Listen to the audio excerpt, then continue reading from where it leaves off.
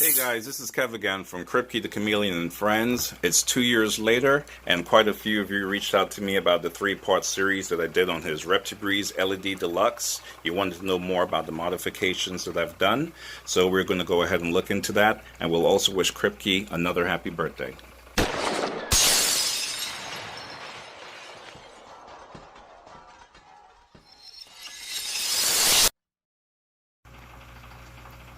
Thanks again for joining us. I was just in the middle of doing my weekly cleaning of Kripke's cage.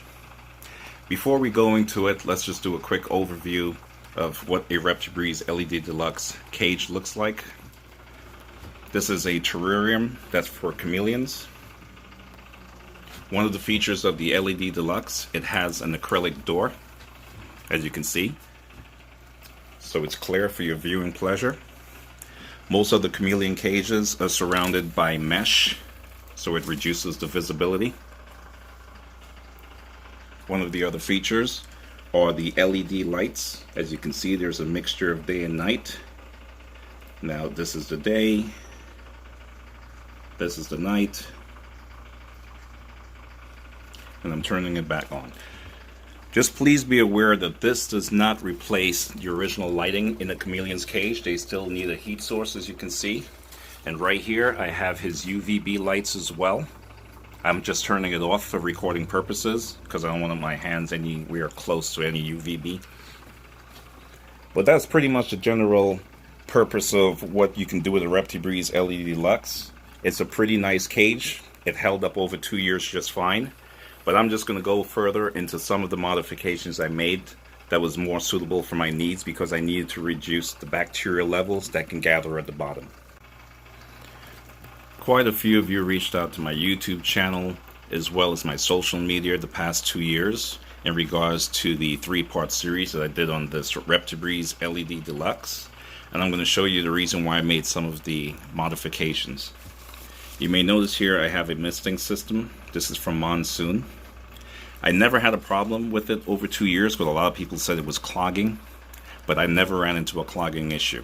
I sometimes use distilled water, and I also pass my steamer across the nozzle, so that's probably why I never had any issues. But the reason why I'm emphasizing about the misting system, I turn it on 3 times a day, and the volume of water that comes down, it usually will accumulate and you will have a lot of mess at the bottom, or it may even flood over. And that can accumulate a lot of bacteria, and that could lead to a lot of respiratory problems for your chameleon. So when the misting system comes on, it makes its way down, and then it goes here where I changed it. I added a mesh, and below the mesh, as you can see, I have a tray that you can simply slide out and simply empty it. Now I'm going to quickly explain how I added the mesh to the bottom of the terrarium. But before I do that, I just wanted to wish each and every one of you a Happy New Year from Kripke, the Chameleon and Friends. So you may notice there's mesh at the bottom, and you see fish line. I used the fish line and tied the mesh to the cage around the entire perimeter. And then from there, I used a glue gun, and I glued seams along the bottom of the mesh. That's to help ensure no bugs, crickets, worms, etc. can escape. If I go around a little to the left, this is how I was able to elevate the cage.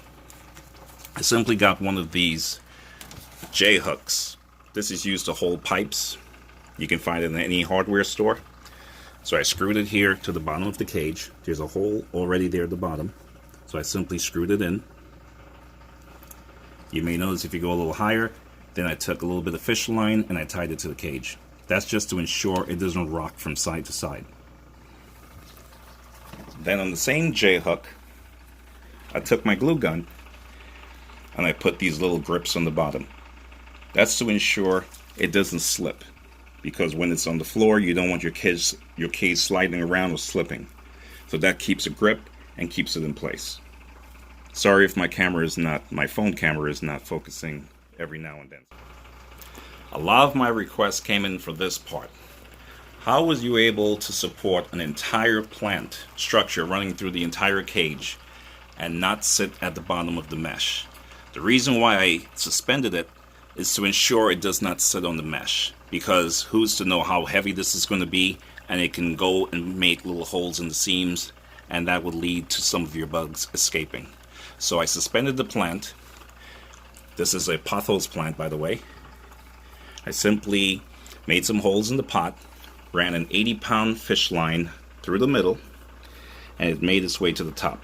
So I made a little hole in the mesh, and then I took a glue gun and mended around the hole. That's to ensure no further ripping of the mesh. At the top, you'll notice I have a metal rod. This is not sitting on the mesh, but it's sitting on the actual frame of the cage.